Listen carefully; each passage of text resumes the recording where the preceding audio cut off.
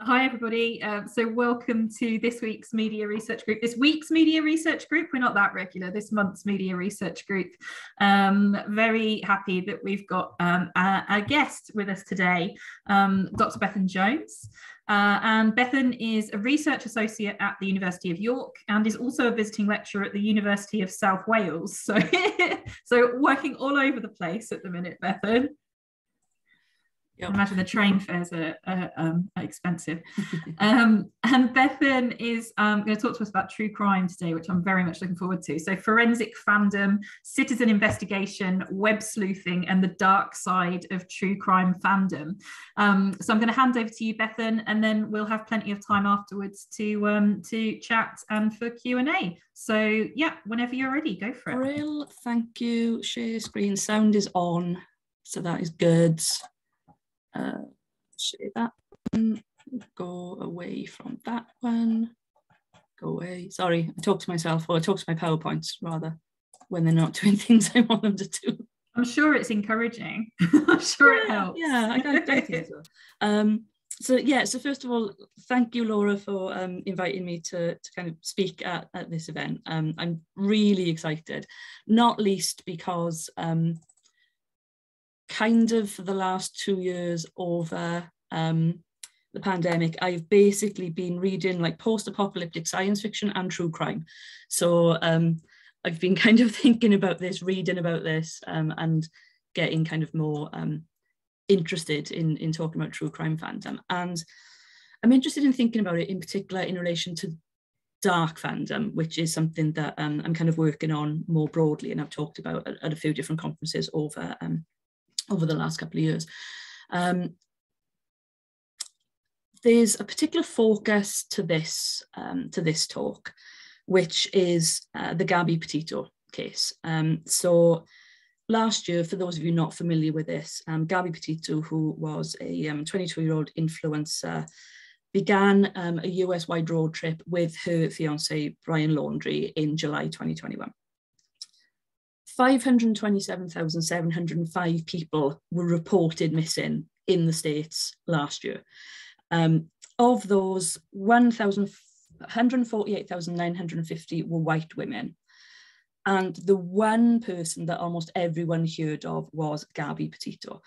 So there are lots of kind of discourses taking place about this particular disappearance, you know, in relation to race as well, considering the number of like Indigenous women, women of colour that go missing, and we don't hear anything about them. But Petito was an avid social media user, so she shared photos and videos of this US road trip on her TikTok account that she ran and that she shared with her fiance, also on her Instagram account, and a couple on the YouTube videos that they shared. So the last posts to the TikTok and her Instagram were made on the 25th and the 21st of August. She was reported missing by her mother on September the 11th, and her remains were eventually found at the Spread Creek dispersed camping area in Wyoming on September the 19th. So her disappearance, like in and of itself, isn't unusual. Like I've already given the stats for missing people for last year alone. But what is distinctive, and what I'm particularly keen on thinking about for this research talk, but also for the kind of dark fandom, is the amount of interest that was generated in this case online. And I'm thinking about this in relation to dark fandom, which I'm kind of defining as an interest, a dedicated interest in, or an involvement with communities that are dedicated to serial killers, mass murderers, true crime, school shooters, you know, that kind of thing. And we can see these communities existing in a range of forums. So we've got subreddits that are dedicated to discussing Columbine, to Tumblr blogs dedicated to sharing fan art of serial killers. There's fan fiction posted to Archive of Our Own. There's YouTube videos sharing live footage of mass murders. There are collector communities on Facebook where you can kind of obtain murderabilia and share your collections. And each of these communities demonstrate behaviours and practices that mirror those that we've got in more acceptable mainstream fandoms. But the discourse surrounding the objects of fandom and the fan behaviours themselves varies widely.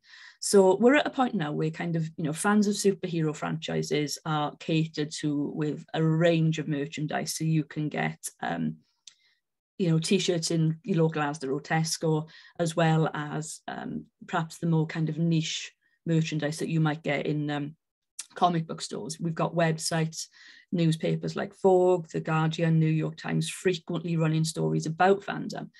And we've also got places highlighting fandom as a business practice. So by, engaging your fans, by doing X, Y, and Z, corporations can increase their reach and ultimately their profit. But what's particularly important to note, I think, is the kinds of fandoms that obtain this approval. So sports, music, film, television, all of these are included as long as it remains an appropriate text and fans evidence appropriate behaviour. So where we've got fans who show their emotions to excess, like I'm thinking of, One Direction fans, predominantly young girls that, is shown as screaming a lot of concerts. Music that might be on sort of the heavier side of the spectrum, so death metal, things like that. And other similar practices and behaviours are subject to this far more negative discourse. And we'll see some examples of this a bit later on.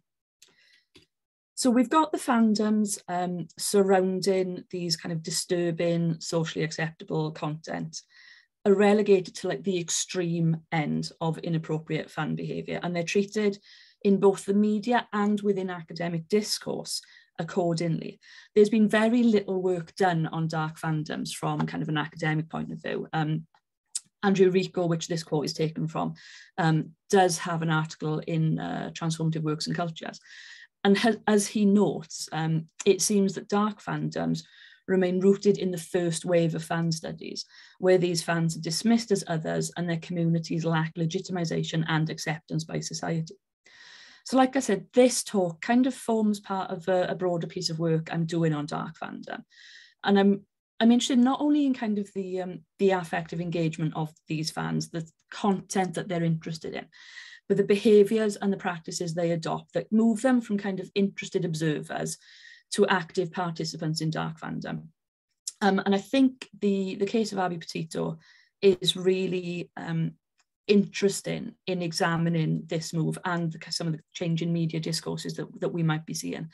And I'm thinking about that particularly through citizen investigation or web sleuthing and the concept of forensic fandom. So I kind of want to give you a brief history of true crime, because it is a long and sordid one, as you might expect.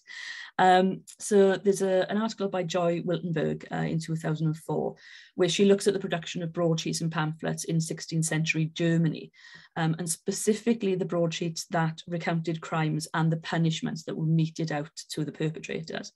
And she notes that these were marked by deliberate techniques that were designed to enhance the emotional impact of the contents. And Pamela Berger points out a similar thing in relation to these publications in Britain. She says the types of crimes covered in these publications are similar to what we see in today's true crime content. So we've got, domestic or sex-related murders, women's criminal activities, and particularly bloody assaults. And they're often accompanied by woodcuts illustrating the more unsavoury acts, that is, dismemberment, torture, and of course, witchcraft. Wiltenberg does point out, and it's important to recognise this, that these pamphlets weren't recreational. They weren't a form of kind of leisure reading. They were meant to be taken seriously, particularly considering the influence of the church and religion broadly at the time. So the accounts that we had in Germany, in Britain, talking about these crimes were very much highlighting the link between crime and sin, particularly within the Christian doctrines idea of humanity's fall from grace. She also describes, though, how these early pamphlets marked out the kind of basic contours of the true crime genre, which we still sort of see now. And she talks specifically about the Lutheran minister Burkhard Waldis's 1551 pamphlet, which is called A True and Most Horrifying Account of How a Woman Tyrannically Murdered Her 4 Children and Also Killed Herself at Weidenhausen near Eschwege in Hesse. So she talks about Waldis's use of literary techniques, he built up suspense and pathos through kind of describing in detail the pursuit and the ultimate death of each child. And he also uses dialogue, often from the children's point of view, the victim's point of view, which works to magnify this emotional impact of crime for the reader. And these patterns were repeated in other accounts of crime in sort of the 16th and 17th century. There was this kind of desire to evoke an empathetic response from audiences, whether that was sorrow, horror, fear, pity or whatever. In the 17th century in England, the focus of these publications moved from the victim to the criminal. So we'd get first-person narrative accounts of the crime. Ultimately, first-person accounts of like the repentance of that crime, and then these kind of appeals to readers to not go down the same path. And again, these focused on violent crimes, often murder, but they highlighted the criminal in perhaps a more nuanced way that we see in sort of the 16th and perhaps early 17th century. And then we can see this kind of tracking across to other countries. And Daniel Williams talks about crime literature in America and kind of highlights the importance of individualism and the way that this was reflected in accounts of crime. And there's a quote there from his article where he's talking about Owen Sullivan, who was a successful counterfeiter who wasn't particularly remorseful or repentant for the crimes. We can see there's kind of the publication of America's first criminal magazine at this point in 1784. Again, we've got illustrations, we've got dialogue, we've got this detail about the settings. And we can see this becoming, as Williams points out, demanded by readers, and it subsequently becomes a popular literary genre. So we're still thinking about true crime. These are still, predominantly factual accounts, although there may be some poetic license in the telling, but this is all based on true crime. In the 19th century, we see increase in number of police forces, we see scientific advances in detection, and that kind of gives us rise to fictional tales of detectives. So we have things like, Inspector Javert, we've got Sherlock Holmes, obviously. All of those which come with their own fandoms. And, in fan studies, we kind of talk about Sherlock Holmes as kind of being one of perhaps the first fandoms, which I won't go into, but there's really interesting accounts of fans kind of engaging with Holmes and what happened when Conan Doyle killed him off. Berger talks about, though, the Lizzie Borden case in the States and how that becomes this media phenomenon. She highlights that there was this breadth of literature and art that was produced in its wake that speaks to an endless fascination with the story. And it was evident in, other well-known crime cases. Jack the Ripper is obviously perhaps one of the most famous. What we had with that was various lurid reports in the Victorian press because of the quite horrific murder of these 5 women within Whitechapel. And newspapers also published quite a few letters to the editor from their readers, which speculated upon who Jack the Ripper was, talked about what they would do if they were investigating this, highlighting perhaps some of the ways the police could try and catch him, things like that. And it also led to this rise in what's been called dark tourism. So you'd have, and you can still go on them now, but you'd have these tours of these sites in Whitechapel where Jack the Ripper had killed his victims. And you'd get kind of, a gaggle of people kind of on these tours looking at these particular locations. But what these 2 particular cases, and I've highlighted these for a particular reason, what they point out is the fascination that audiences have with accounts of true crime, particularly those which raise questions about kind of the nature of culture and society. So there was a lot of discussion about Lizzie Borden being kind of a single middle-class woman. And we see that trend kind of continuing in some of the most recent true crime narratives. So Rachel Franks has noted that the true crime genre has enjoyed significant stability in terms of popularity, though changes in format and focus have made the category an unstable one that has experienced several watershed moments. we've seen a couple of these in sort of the last 8 years or so, I think. And one of these occurred in the mid-2010s with the advent of emerging kind of technologies like podcasting, converging with the participatory nature of the internet. And the serial podcast, which I'm sure you guys are familiar with, is a really interesting example of this. So Serial debuted in October 2014 with season 1. There have been subsequent seasons. What season 1 did was, over the course of 12 episodes, revisit the murder of high school student Hae-Min Lee in 1999, and looks in particular at her boyfriend, who was found guilty of the murder, yet maintains his innocence. So we have 12 episodes where we kind of go through what happened, perhaps some of the inconsistencies in the stories, right the way through to kind of the present day. And Sarah Koenig, who's the presenter of the podcast, doesn't draw any conclusions. I'll talk a little bit about that later on, but that's perhaps one of the reasons why it was really successful. It was actually it was the fastest podcast at that point ever to reach 5 million downloads on the iTunes store. So it was kind of a really, really successful phenomenon. And following that, in 2015, we get 2 documentaries being produced. So there's The Jinx, The Life and Deaths of Robert Durst, which was originally released in February 2015 by HBO. And then there was Netflix's Making a Murderer, season 1 of which was released in December 2015. The Jinx runs for 6 episodes. It deals with the unsolved disappearance of Durst's wife in 1982, the murder of writer Susan Berman in 2000, and then the killing and dismemberment of his neighbour in 2001. And the documentary uses a range of footage and techniques. So there's news footage, there's interviews, there's reenactments, various different techniques. Unlike Serial, which doesn't come to any conclusions about Adnan Syed, the boyfriend in the case, The Jinx ends with Robert Durst leaving an interview with director Andrew Jarecki to go to the bathroom. When he's in the bathroom, he is still apparently unaware that his mic is on and recording. And he makes this kind of rambling statement that ends with an apparent confession.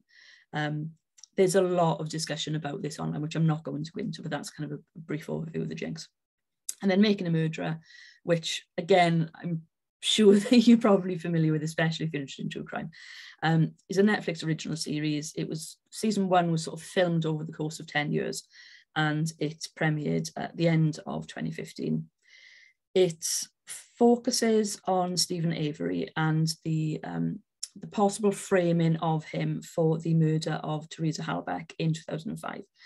So season 1 spends the 10 episodes discussing Avery's 1985 conviction of murder, the subsequent exoneration and release, the civil suit that he filed against Manitowoc County, which was followed by his arrest for the murder of Teresa Halbach, the investigation, the trial and conviction.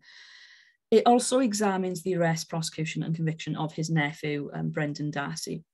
And the second season kind of goes into more detail on this. It examines the aftermath of both convictions, looks at the investigation undertaken by Avery's new attorney, and the efforts of Darcy's legal team to argue that his confession was coerced. It had a massive international audience. It was widely acclaimed. And actually, after Making a Murderer season 1 was aired, 2 petitions were circulated that requested pardons for Avery and Darcy. Darcy's conviction was overturned in November 2016, but it was reinstated the following year. And there are still kind of ongoing discussions about that. We've also got a load of other true crime texts that have emerged. We've got My Favorite Murder, which is a podcast, Red Handed in the Last Podcast on the Left, documentaries including Conversations with the Killer, the Ted Bundy tapes, The Vanishing at Cecil Hotel, and Don't Fuck with Cats, Hunting an Internet Killer.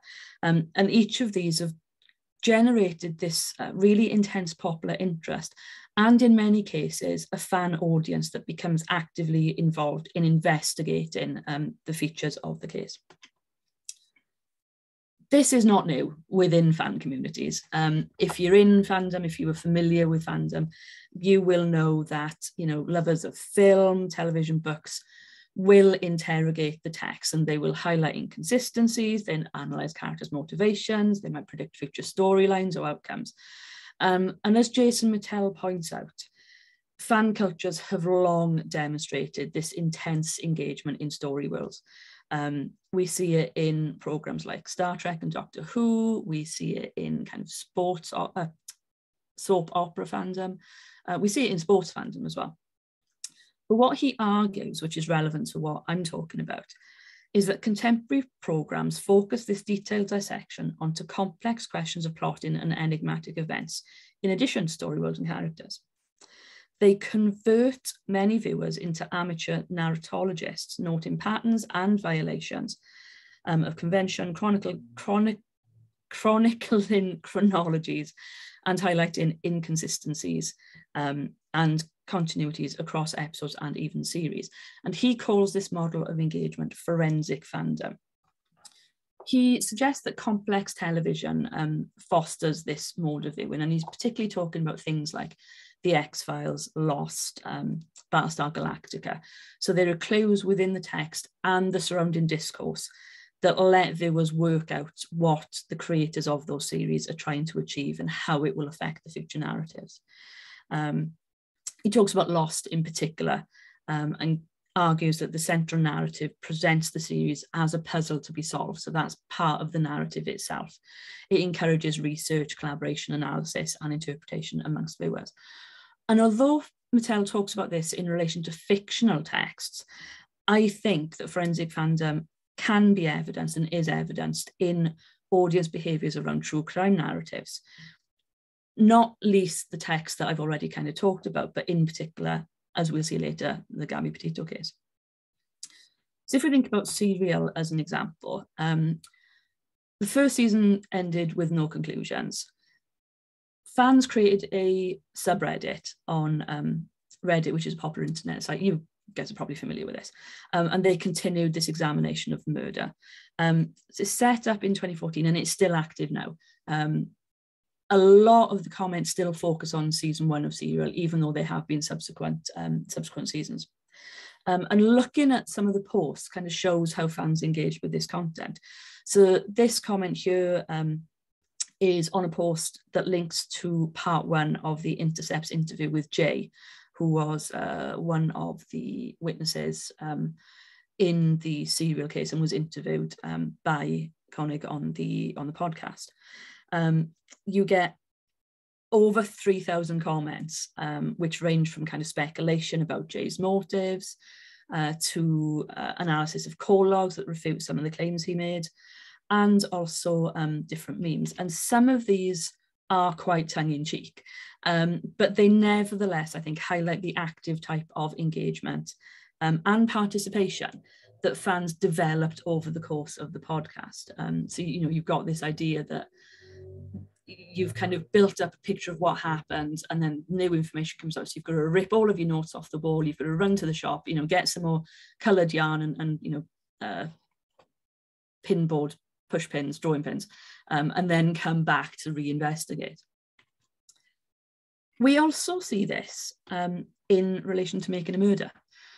So fans created online resources to continue investigating, and one of these was this. It's an interactive Remaking a Murderer map of the Avery property, and there are important sites pinned. So you can see some of the pins on screen there. You've got a timeline of events on the left-hand side. So what we've got highlighted there is events between November the 5th and 6th, 2005, including things like human bones, Audiovox cell phone being found,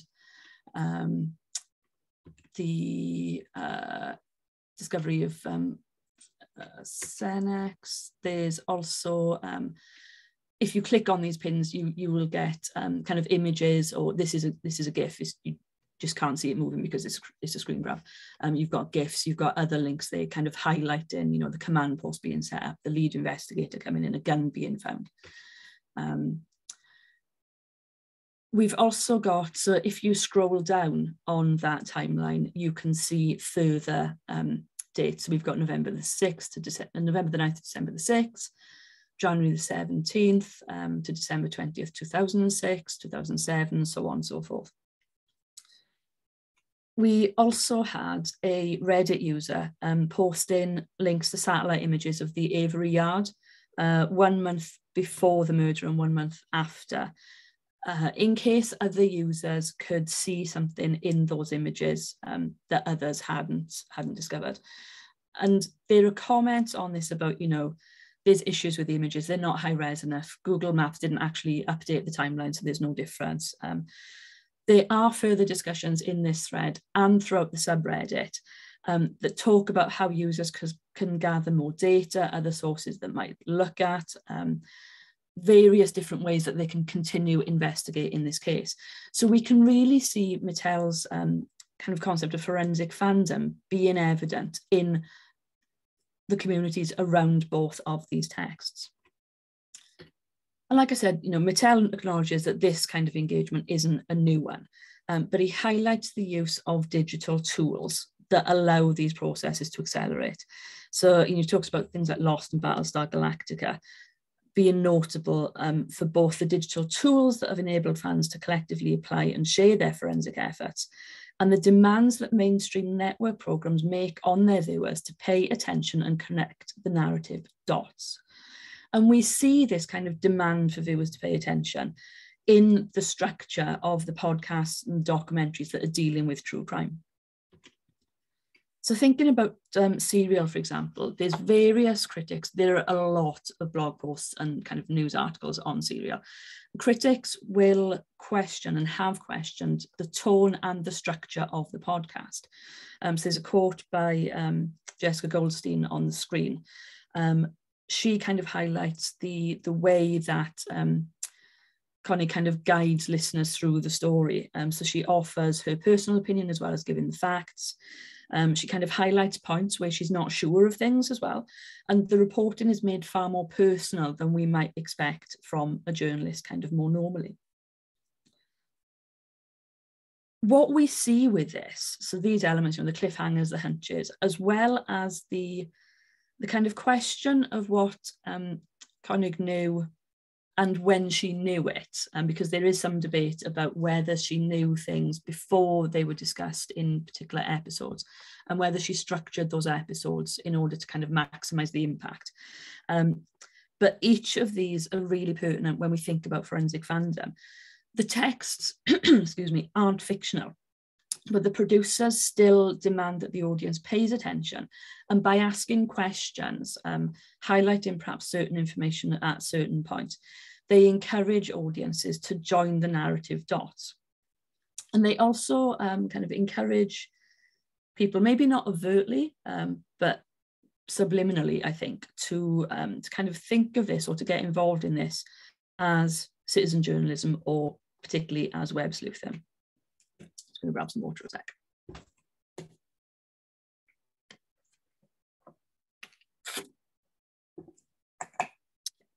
So Yardley et al. Argue that web sleuthing is the embodiment of participatory media, where the lines are blurred between the producer, consumer and subject. There are fewer restrictions in relation to time and space, and online activities have real-world embodied consequences. Thinking about making a murder, Greg Stratton points out that web sleuths responded to the programme by presenting arguments, debates and evidence that might help resolve the debate around the convictions of both Avery and Darcy. He argues that the community moved beyond standard fandom processes like detailed analysis of the documentary, and they moved on to conducting independent research, questioning prosecution arguments, scouring, the documentary for evidence, looking at statements in the media, looking at kind of, whatever trial documents were available, and doing this to explore the potential for new evidence, using these particular digital tools. I would argue that this actually epitomizes forensic fandom. I don't think this is viewers going beyond standard fandom practices. I think this is a key example. But what particularly interests me especially when we're thinking about dark fandom, are the ethical implications of kind of adopting and using fanish practice and behaviours in relation to these real world events, which are very often violent, they're tragic, they are current as well. And that's something that we'll see looking at Gabby Petito. So each of the texts I've kind of discussed so far raise concerns about the ethics, not only of the reporting, but also of fan responses. And in thinking about Serial, Heymin Lee's younger brother actually created this post on the Serial subreddit. He criticised Serial fans for treating the case like fiction. And one of perhaps the kind of key things he said was, to you listeners, it's another murder mystery, crime drama, another episode of CSI. You weren't there to see your mom crying every night, having a heart attack when she got the news that the body was found, and going to court almost every day for a year, seeing your mom weeping, crying and fainting. You don't know what we went through. The thread elicited 410 responses, which isn't necessarily a huge amount for the subreddit, but many of these were positive. Users expressed sympathy for the Lee family's loss. They highlighted that many listeners didn't see this as simply a story, but an event that they empathised with. Some of them had kind of lost their own family members through murder, so they were kind of making connections with the family. And some of them said, you know, even if this isn't true, even if you aren't Heymin Lee's brother, you still raise an important point about remembering that these are real events that impacted upon real families, and they deserve to be treated with respect. And this is where we see some kind of interesting similarities, but also differences and further issues with the Gabby Petito case. So I've kind of briefly given an overview to the case itself. So Petito began this US-wide road trip with her fiance in July 2021. This is the TikTok account that they shared between them, and posts were made regularly here and on her Instagram. She went missing on September the 11th. That's the date that her mother reported her missing. And it was 2 days after that the case began to make waves on social media. So there's a comedian called Paris Campbell, and she posted about the case on TikTok on September the 13th. And she shared a missing persons poster that she'd seen in an article about Gabby Petito. Prior to this point, because she's a comedian, her videos had received thousands of views. But I think the fact that Petito was a pretty young white woman and an avid user of social media kind of resonated with users. The initial video garnered quite a few responses. It got shared. Over the course of the next sort of few days, she began sharing updates on the case, and she began to analyse both Petito and Laundrie's Instagram accounts. And this is one example of, this is a different user. I'll refer to this in a second. So other TikTok users, like this one, began sharing content relating to the case. So this TikTok user is a true crime podcaster called Haley Tamayan. She was drawn to the case because of the similarities between her and Petito. So they are both kind of, young white women. They're both avid users of social media. She was also engaged. She posted a lot of content with her fiance. And she began to kind of highlight some of the kind of inconsistencies, perhaps some of the issues that were being brought to the media's attention as the case was increasing. There were other TikTok users, though, including Kyle and Jen Bethan, and they uploaded footage of a white fan, which it turned out belonged to Petito, in Bridgerton National Forest. They were told that they kind of travel around the country with their family. A friend had been in touch with them and said, oh, you said you were in this particular part of the world, you were there the same time that Gabby and Brian were apparently there. Did you see anything? So they looked through their footage, found this video, uploaded it to their YouTube. The videos were then quickly picked up by the press. And then the press began highlighting the role that social media was playing in the investigation. So there was this kind of, cycle going on of, this is really interesting because social media is picking up on it, which would then lead more social media users to see the case and then post more about it on their social media. So you had this kind of escalating discourse about the use of social media.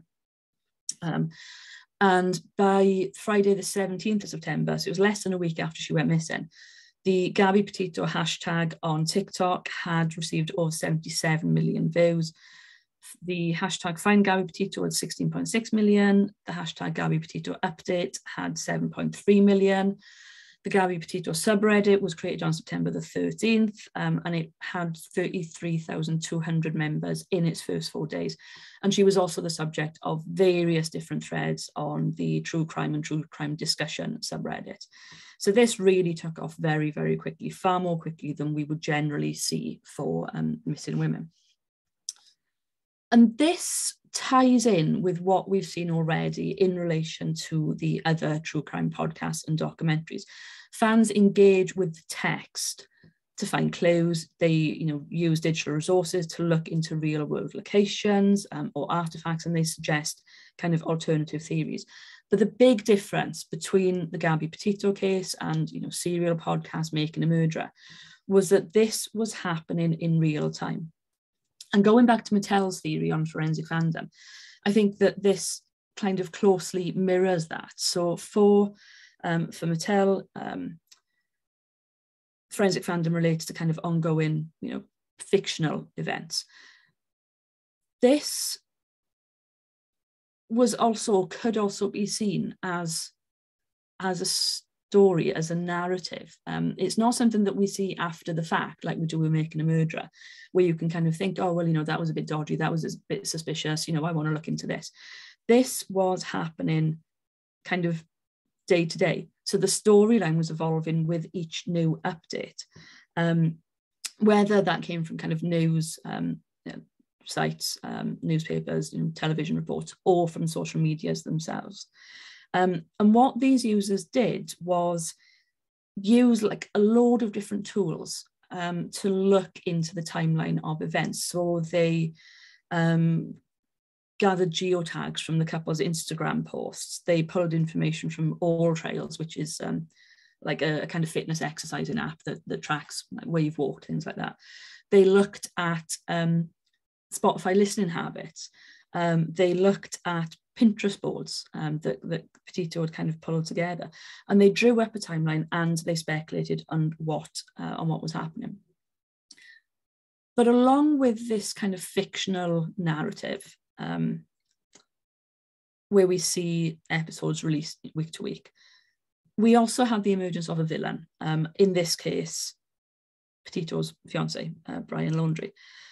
He had returned from the trip alone on the 1st of September. So 10 days before Gabby was reported missing, he'd returned home on his own. As further details of the investigation were released, social media users became increasingly suspicious. And this is one of the posts that Hayley made, looking in particular at the Instagram, the last Instagram post that Gabby had made, and some text messages that were sent to her family. If you've heard about the Gabby Petito case, you've probably heard about this picture that she posted on Instagram on August 25th. She posted this photo, and it's the last photo that's been posted on her Instagram, but the caption is not like her normal captions. It said Happy Halloween with 2 emojis, and that's it. Typically her captions were a lot deeper, detailing her travels, tagging the location, and this photo didn't do it. Her family does not think that Gabby posted this photo. On top of that, there were also text messages that some people received from Gabby's phone between August 25th, the last time that her mom spoke to her on the phone, and August 30th, which was when the last message came through. We now know what the final message that Gabby's mom received is. On August 30th, Gabby's mom received a message from her phone saying no service in Yosemite.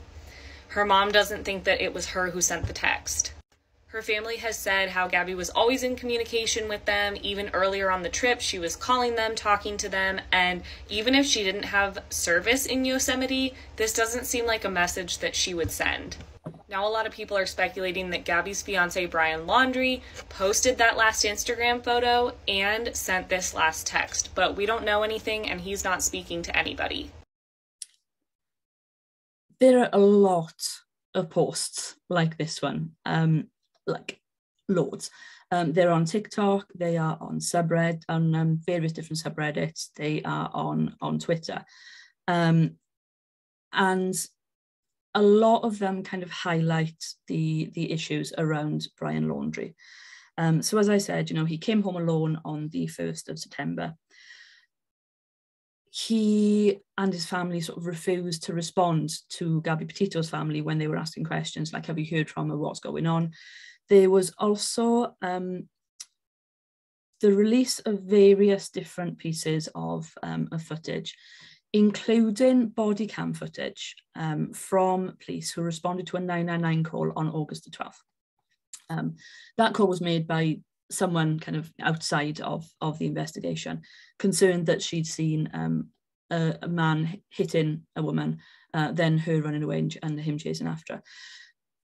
The two involved in that confrontation were Gabby Petito and Brian Laundrie. So when the body cam footage was released, it's an hour long, when it was released, it was kind of scoured by fans. And I'm using the word fans as a kind of a shorthand, rather than saying social media users or whatever all the time. So this was kind of scoured over by fans who were looking for clues as to Gabby's state of mind.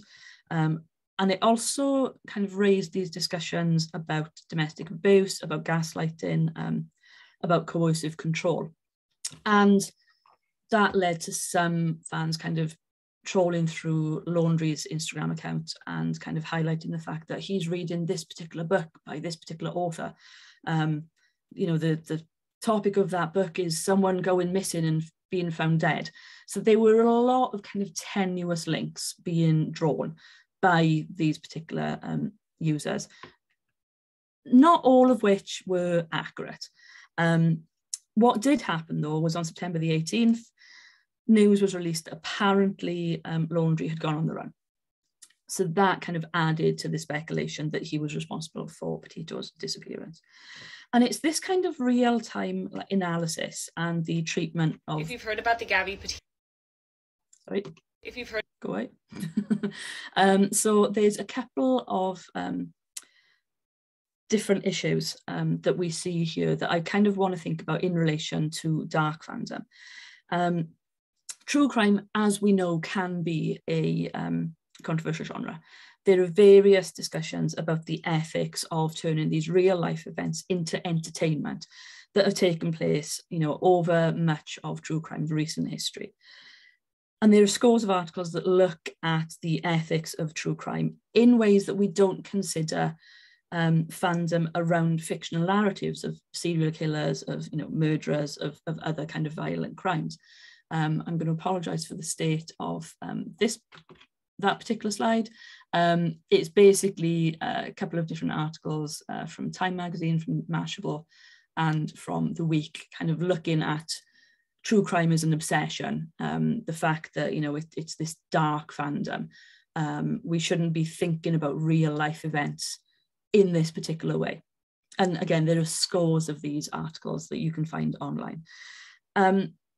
What's interesting though is we don't think about The Killing or Dexter or Silent Witness or any of the other various true crime dramas or crime films that are out there in the same way. So there's this sense, I think, that true crime fandom sits on this kind of cusp between appropriate and inappropriate fandom. So on the one hand, it's great if you're a fan of Dexter. You can interrogate that series all you want. You can write fan fiction about Dexter. That's absolutely fine. It's not fine if you're a fan of Ted Bundy, if you collect murderabilia, if you discuss his crimes on one of the subreddits dedicated to true crime. It's fine to visit the locations of Jack the Ripper, Jack the Ripper murders in Whitechapel. Like I said, you can still go on those tours I went on a few years ago, and it's really, really interesting. But it is not fine to investigate the murder of Hae Min Lee. So there are valid concerns, obviously, because, like I said, these are events that are taking place in the here and now. Jack the Ripper murders happened, 150-ish years ago. No one alive now will have been affected by those murders.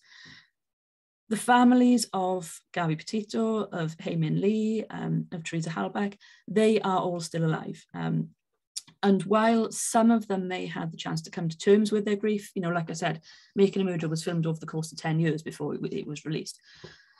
Gabby Petito's family doesn't have that luxury. What was taking place in real time. So the fans who were doing this investigating, the fans who were posting updates, the fans who were speculating, were doing so while the family was still waiting for kind of official news.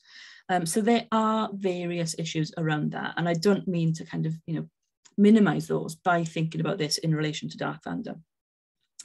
And Abby Richards, she researches misinformation and disinformation, points out that particularly in the case of an ongoing investigation, we need to be careful about what we're posting.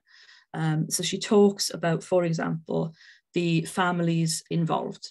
So in the tweet on the right-hand side, she says, imagine this was your daughter that was missing and strangers were picking apart your messages with her for their own voyeuristic entertainment. And actually the TikTok video she kind of references there is the one that I just showed you.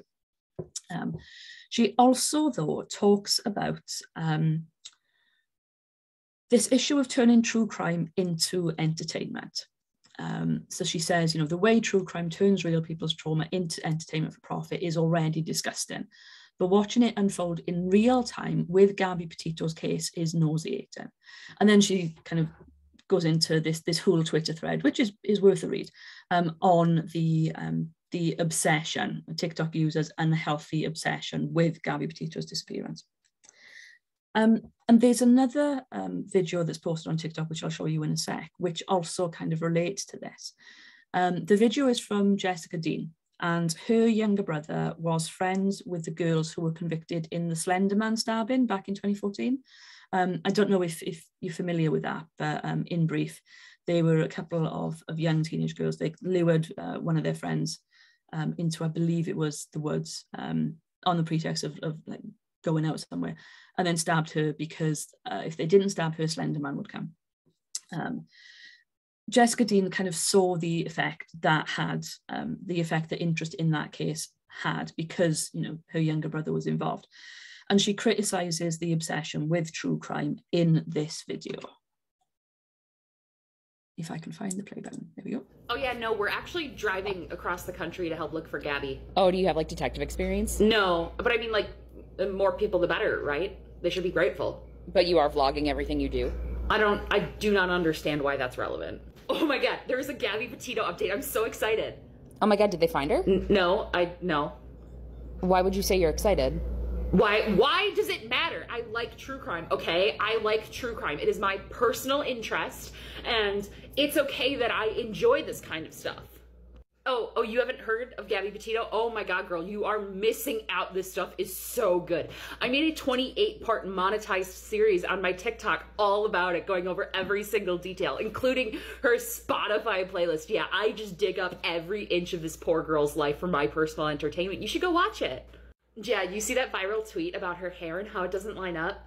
Yeah, no, I'm like Elle Woods. She'd be so proud of me. I'm living my Elle Woods fantasy right now. Oh, no, the boyfriend did it. He absolutely did it. Yeah, no, I know he did it.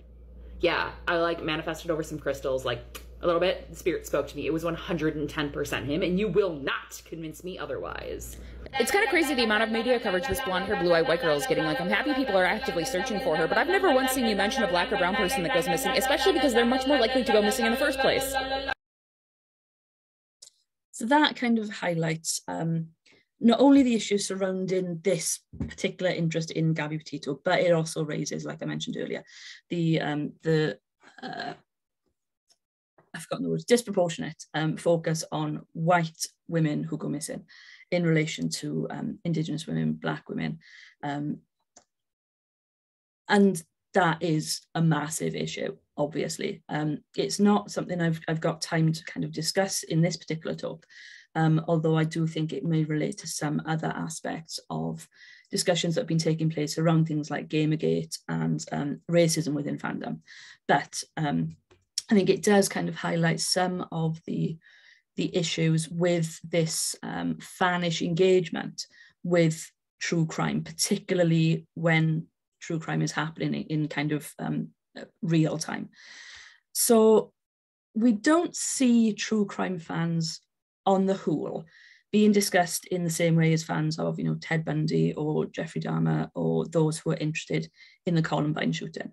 But we do see similarities in the media discourses surrounding them, particularly, like I said, in relation to this inappropriate behaviour, this excess of emotion, this posting of videos where you're smiling and laughing when you're talking about the disappearance of someone who ends up having been murdered. So like I said, there's perhaps this sliding scale between fandom and dark fandom, where Marvel fandom sits at one end, which is all well and good, Columbine fandom sits at the other, which is bad, and true crime kind of straddles the boundaries of that in the middle. But with true crime fandom, and this is kind of one of my interests in relation to dark fandom, it's not necessarily the subject of that fandom that gives us the name dark fandom. You can kind of clearly see, if you're interested in Columbine, there is a direct link perhaps between that being dark fandom, because the subject matter is shocking and horrifying and heartbreaking and has massive ramifications. We don't necessarily see that with kind of general appropriate interest in true crime fandom.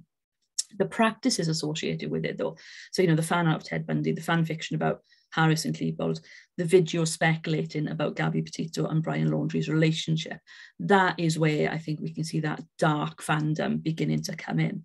And as I said, this forms kind of part of a larger piece of work I'm doing about dark fandom and the different kind of permutations of it, but also why it is important to think about, particularly in relation to fan studies and to the idea that fandom is now kind of evident in every aspect of our lives. So yeah, this will probably expand and develop. I hope you found it interesting. Thank you for listening. And yeah, I guess back to Laura or any questions. Fantastic. Thanks, Bethan. That was really, really interesting. I'm sure people do have questions. I know we've got some people who research social media. I know we've also got some true crime fans in with us. So I'm sure that people do have questions. I'd like to open it up first in case anybody, please do feel free to stick your cameras and your mics back on.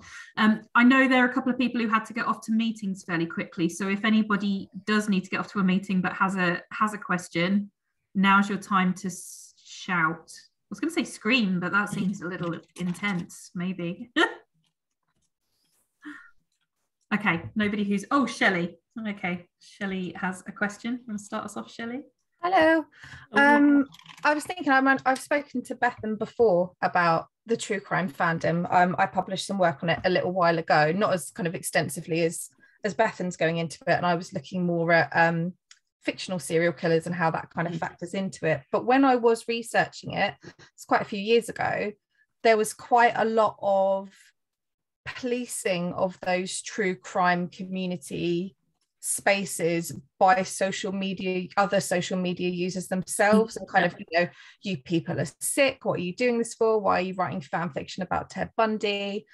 And I wondered, because I haven't really dipped my toes back into it in the years in between, I wondered if you had kind of seen that change over time, if it had become, as you get more kind of like dark academia sort of has been around for a really long time, but has suddenly become quite popular on social media, or different kinds of fandoms popping up, if that kind of policing of that true crime community space in particular has shifted at all in the last couple of years. Yeah, I love the paper that you wrote, and I have used it. extensively, and I will keep on using it, I'm sure.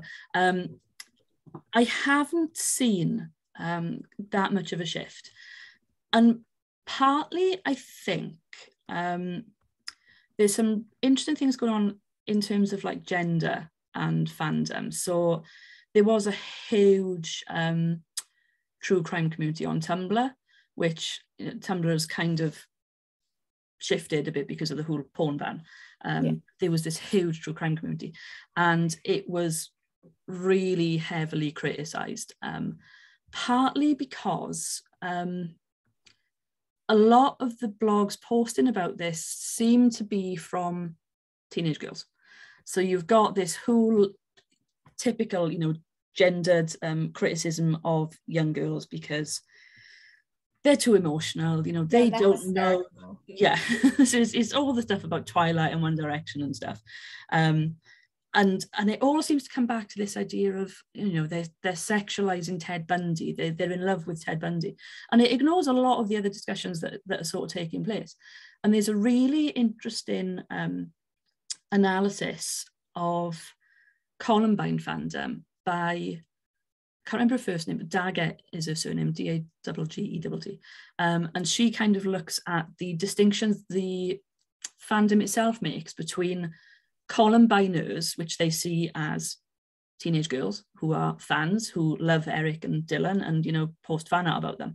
And then those who are interested in Columbine, who have this more academic interest, they're looking at why did this thing happen and what can we do to prevent it happening again? So there's still this massive split between that kind of rational and emotional. And that doesn't seem to be changing at all. Like I'm still seeing on some of the Reddits, because I'm in a variety of true crime subreddits, still these criticisms of the people that romanticize Ted Bundy or, Dylan and Klebold or whatever, which was one reason why it was really, really interesting what was happening with Gabby Petito, because it massively took off. And there were people that were being like critical of it, but not to the same extent that we see in other true crime fandoms, like the ones you've looked at, where you've got people writing fanfic and fan art. So I found that really, really interesting. And maybe it's like that gendered kind of, it's all young girls doing it, whereas maybe Gabby Petito was more balanced in terms of gender or something. It's fascinating, and it's something that I want to look into in more detail. I'm really looking forward to reading stuff when you bring it out. Really thank you. It's a great talk. Thank you. Cheers. Thank you. Thanks, Shelley. Other questions? Kim, Ian? Okay. I have. Oh, Kim does. Good. Lovely. I don't really have a question. I'm just sort of thinking out loud. I couldn't possibly get to a question because it's been so interesting. Thank you very much, Bethan. Thank you. What struck me about your talk was the way in which it seems that the web has provided so many more resources for storytelling, and that this form of sleuthing seems to me to be a sort of mishmash of gaming and ARGs and pervasive play and conventional narrative being sort of like last on the list. And it seems to be about collaborative storytelling in many ways, but particularly in view of the fact that there are so many resources available for that sleuthing, given the way in which every micro action of all of us is recorded or docked or time-stamped in some way, and that set of tools, as you described them, provide the hugely expanded resources for collaborative storytelling. Yeah, massively. I was teaching the other day, and this is relevant, and we were looking at the Lonely Girl 15 I know it example. So for those of you who aren't familiar with it, there was way back in 2006 there was a web series by a 16-year-old called Lonely Girl 15, who talked about her daily experiences and the fact that she's friends with this boy and she doesn't know if he likes her, things like that. And it generated a fair bit of kind of engagement on YouTube, but then some fans started getting a little bit suspicious. So they started to think, well, actually, I don't quite believe that this is a 15-year-old teenager. And they went to quite extreme lengths to disprove this. So one of the things they did, obviously MySpace was a thing back then, was to set up a fake MySpace profile and then embed a particular code on that profile that allowed them to capture, I think it was like the IP address of Lonely Girl 15. So they sent her a message and were like, oh, come and, like me on MySpace. So she did, and then they looked at the code and saw that actually the IP address was registered to this particular creative agency. And it came out that yes, she was an inventor. So we've always kind of had these tools, but not necessarily in the number that we've got them today, and B, in the reduced kind of technological knowledge we need to use them. And I think that is really, really key, because we talk about the web in terms of participatory culture and look at Web 2.0 in terms of that. And we can just see it kind of growing and growing and growing. So you've got more users who have more tools at their fingertips that they don't need to know any technical, they don't need to know code, they don't need to know HTML, anything to use those. And that I think is really, really interesting. And like you said, it expands all these different potentials for AR and gamification and interactive storytelling and things. Yeah. Thank you. Yes. Thanks, Kim. I have a question, unless anybody wants to dive in. Oh, Ian does. Go ahead, Ian. Thanks, Laura. Thanks very much, Bethan. I was wondering maybe, and this may be too big a question to answer sort of straight off, but I was wondering if you could talk a little bit about the relationship of this body of activity to notions of truth.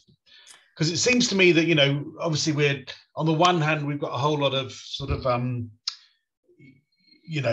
people who are believing in all sorts of myths and those sort of things. And there's a sort of an undermining of the notion that there is a sort of socially accepted truth which can be trusted. Yeah. But on the other hand here, we have a whole lot of activity which certainly for some inquiries, maybe that where a conclusion hasn't been drawn, there is actually a sort of collaborative approach to try and find out what the truth is. And it seems to me there's inherent here, we've got a sort of conflict between the truth and the notion that there cannot be a truth and that you're always being lied to. Yeah. That is a massive apologies if that's too big. No, it is a really interesting because so Hayley, I'm going to forget her surname, the true crime podcaster who was talking about this particular case, she did actually create a video which ended up being just a rumor. There was nothing true in it, and she was on her way to a wedding when the police kind of released a statement that actually says, this isn't true, this didn't happen, this happened instead. So she then creates a new video in the car on the way to this wedding, addressing the fact that her first video was a rumor based on this new updated information. And it's really interesting because it's such a rapid thing. On the one hand, there is so much potential for misinformation and disinformation and rumor to be spread, which a lot of people will just believe offhand. And there were various examples of this. There was one, a murder in another part of the state that some people kind of linked to the Gabby Petito disappearance. Nothing to do with it whatsoever, but that kept kind of circulating on social media about there were links between these two cases. So there's more opportunity for that, but also in some ways more opportunity to quickly refute it. I don't have an answer. It's really interesting. And I think we definitely need to look into that. Particularly, I guess, and I'm kind of thinking out loud, but in relation to dark fandom more broadly, and kind of the truths of why people engage in it. So going back to what I was talking about with Shelley, this idea of gender. So, girls will get involved in Columbine fandom and they'll write fan fiction about Eric and Dylan because, they love them. But actually what they might be doing is using fan fiction as a way to think about sexuality and romance in a safe space, or they might be thinking through their own experiences of bullying. So the truth that perhaps we see in the media and media discourse isn't necessarily the truth of the fandom itself. I'm going to make some notes about this because I think this is going to be really useful for when I'm doing more work. It's always the benefit of a research seminar is that these things crop up and help you think through new ideas. Definitely. That's brilliant. Thank you, Bethan. Yes. Yeah. And Shelley's just said in the chat, actually, that was definitely what sparked my interest in the Columbine shooting. Yeah. So very interesting to think about those factors. I do have one as well.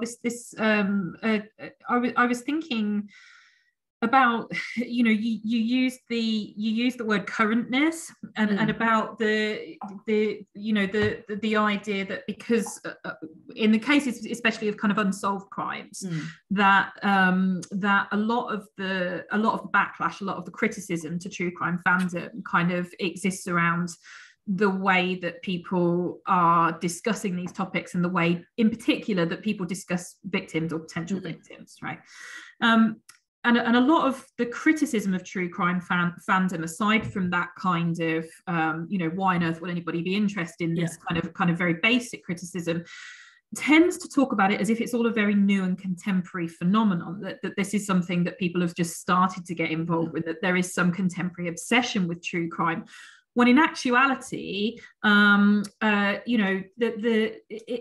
clear that, right from the kind of 16th century pamphlets that you were talking about up to the contemporary Netflix serial today, that this has always been something that people have been interested in, via lurid accounts of crime, salacious details in the press and so on. So this has always been something that people are really interested in.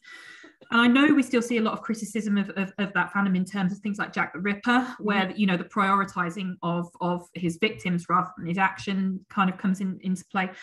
But what I'm really wondering is whether there's any suggestion that there were kind of contemporaneous equivalent critiques of those kind of fandoms and discourses at the time that they were taking place, as we do seem to get now, or do you think the kind of proliferation on social media in the contemporary digital age, has that got more to do with the reason for these critiques?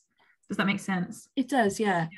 So I haven't done a massive amount of research into kind of the historical accounts, but what is interesting with Jack the Ripper is, so newspapers were kind of printing these really lurid illustrations of the crime. So, you'd get these images of women with their intestines spread all over the pavement and things like that. Yeah, the horrible things.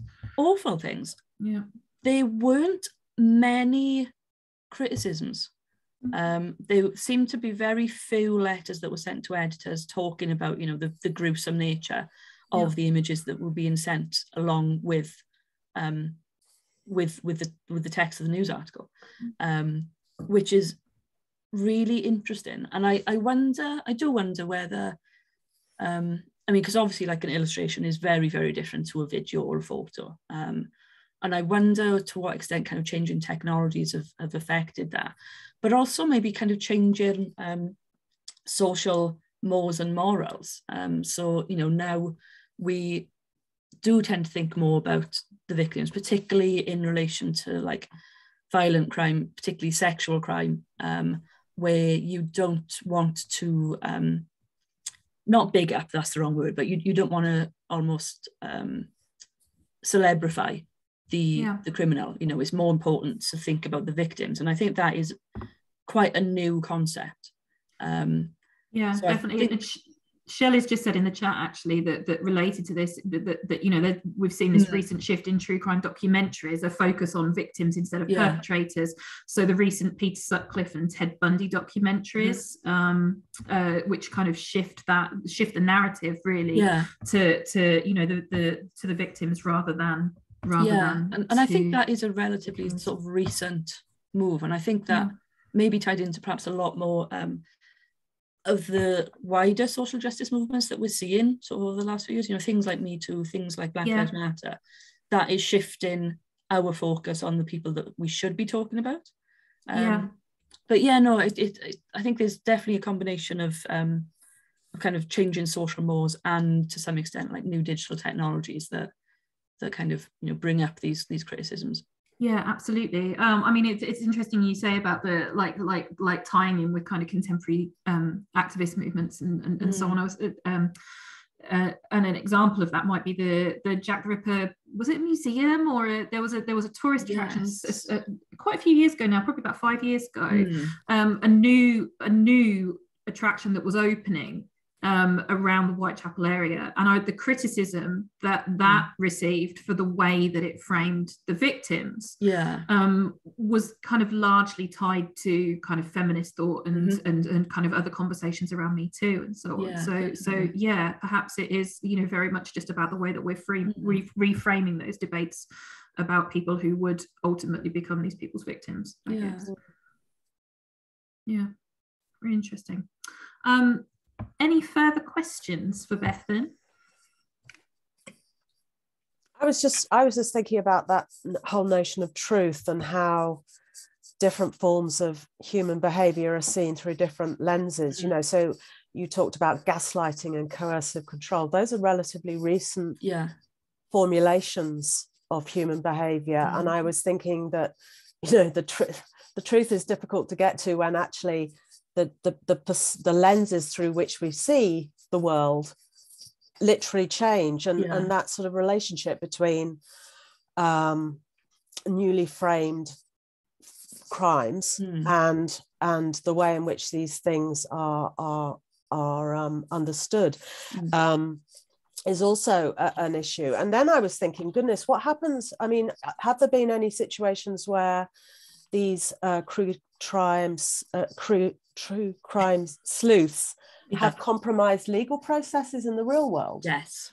Yeah. That was one of the other big criticisms, which I didn't really talk about. But there's always been like a history of calling for witnesses to crimes. So like, I don't know, those of you who kind of grew up watching British TV, if you remember Crime Stoppers, that terrified me when I was a kid. Like the opening credit sequence and the music. Absolutely terrifying. But it's still, and that's going back to probably about 30 years ago. But there is this kind of call for, if you've witnessed this, let us know, get in touch. And we see that with kind of various like US programs in a similar vein. Deborah German talks about this in one of her books.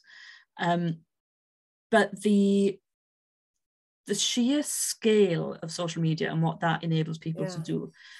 Firstly, it means that more people are aware of, in this case, Gabby Petito going missing, and there's more people that can get in touch with the police, which means there are more tips to try and get through, so that something can be missed in kind of going through all of that data. The video that was posted by the couple who their friend got in touch and said, you were in the same place, have you seen anything? The investigator commented on that and was like, why on earth would you put this up on YouTube? Why wouldn't you just get in touch with us directly? So there's also that kind of tension between, are you doing this for clout, or are you actually interested in solving this investigation? So there are loads of kind of various issues about, the police being sent on wild goose chases, or the police having so many tips and so much information to get through that they miss important kind of clues. The fact that there's so much speculation going around that you don't know what's real and what's not. So there are a lot of different issues in how this particular form of web sleuthing can really affect investigations for the worse as well as for the better. Have there been times when investigations by sleuth fans have been admissible as evidence in actual cases? Ooh, good question. I was just thinking of, do you remember Nick Broomfield and his involvement in Aileen Wuornos, the life and death of the female serial killer? Yeah. That whole, I mean, he actually, or Errol Morris, who, cases where a documentary maker actually affects legal process. I suppose one that might actually be relevant for that is the Jinx. because the confession happened on camera. Well, not on camera, it happened on audio that was still being recorded during the course of the documentary being made. So at that point, Durst hadn't actually been arrested or anything. There are other issues surrounding that particular documentary, not least that when you get the transcript of that audio, the documentary filmmakers changed the order of what he said. So he's kind of rambling a bit, talking to himself, says, oh, something, and of course I killed them, blah, blah, blah, blah, blah. And then at the very end, he says, what did I do? But they changed it, so the audio became, what did I do? Of course I killed them.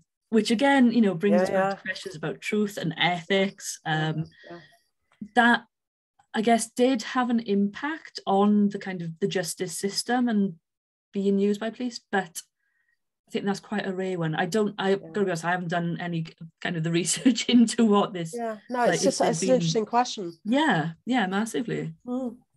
Thank you. Thanks, Kim.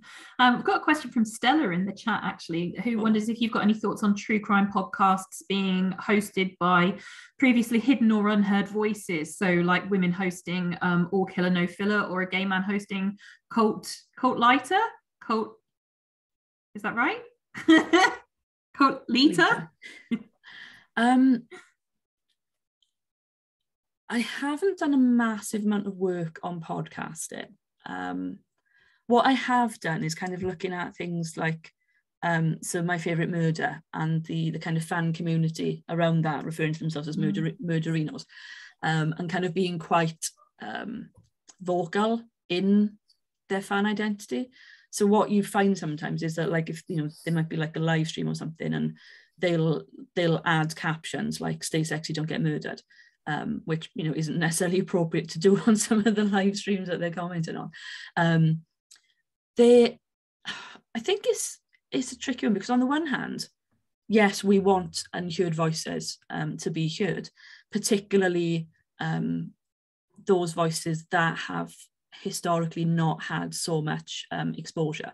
So, you know, we know that white middle-class men generally are going to be quite well known in various different sectors of society and in podcasts and stuff. So the fact that we can get these unheard voices exposure and get them listeners and get them fans and stuff through particular podcasts is a good thing. But then there are also like these other issues around true crime and like how I think of those podcasts being presented. There's ways to present podcasts that perhaps don't focus on the entertainment value. And one of the big criticisms of My Favorite Murder has been kind of, you know, that entertainment value, as well as a lot of the issues about race and racism within the Facebook fan community itself, which is kind of another thing. It's tricky. It comes back, I think, to this idea of like balance, and how do we ensure that kind of exposure for previously unheard or hidden voices, while also not maybe kind of further damaging the victims or their families. And I've got to be honest, I'm not familiar with those two podcasts either, so I could be talking completely out of my backside here. I'll give them a listen. Yeah, and I get things like the monetization of My Favorite Murder in particular, as well as it's kind of grown. I know there was a lot of backlash to them touring and you know, the price of going to see people recording a podcast effectively, which you know, which is interesting. Who are the voices dominating these fandoms? Are we talking about young white women predominantly? Is that yeah, so the like My Favorite Murder obviously is one of the most famous, and two white women. Serial, white woman. Last Podcast on the Left, I think, is predominantly men, but they don't just focus on true crime. They look at kind of a wide range of different things, and it is interesting kind of seeing perhaps the what's the word I'm looking for? I'm forgetting my words. Seeing the amount of white women who are creating these podcasts and who are kind of getting their voices heard, But again, we're looking at exclusions then. So who doesn't get heard? You know, similar to the fact that, okay, Gabby Petito has raised awareness of missing people, but that's still perhaps to the detriment of missing Indigenous people and like missing people of colour, who are historically not really considered when we look at who's gone missing. You know, it's a similar thing with podcasts. You know, if we are highlighting these voices, but are we doing so to the detriment of other voices that should be heard? There's a whole kind of big argument and discussion and stuff to be had, I think, that isn't perhaps being had as much as it could be at the moment. Yeah, absolutely. Well, a lot of very big questions coming out of this Q&A. Which is always a good thing, always Definitely. A good thing. Okay, unless anybody has anything else, I think we're going to wrap up. Yeah, okay, so nothing else. So thank you so much, Bethan, for talking to us today, and thanks everybody for a really interesting Q&A as well. We'll look forward to reading this wherever it goes. Really, really fantastic stuff. Hopefully it will become a book, but we'll see. Excellent. Well, fingers crossed, fingers crossed. Yeah. Okay, so thank you very much, Bethan. And we'll see you all again soon. Cheers.